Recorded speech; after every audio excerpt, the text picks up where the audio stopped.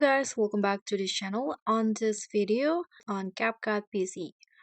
So if you are having the same problem like I do where I cannot hear anything when I try to edit my videos on the CapCut PC, you can just change the sound output. And here, the first thing that you can do is go to the CapCut PC settings, click on the menu, go to settings,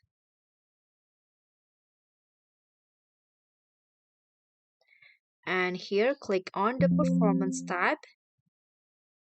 And here you can see the sound output. You can just select the sound output that you are currently using. For example, if you have more than one, let's say that you use a headphone, you can just select the one that you use, or you can also select the speakers. And after that, click on save. If it's still off,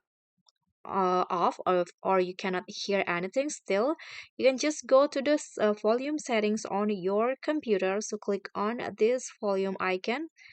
So it might be different, but I'm using a Windows 11 as my operating system.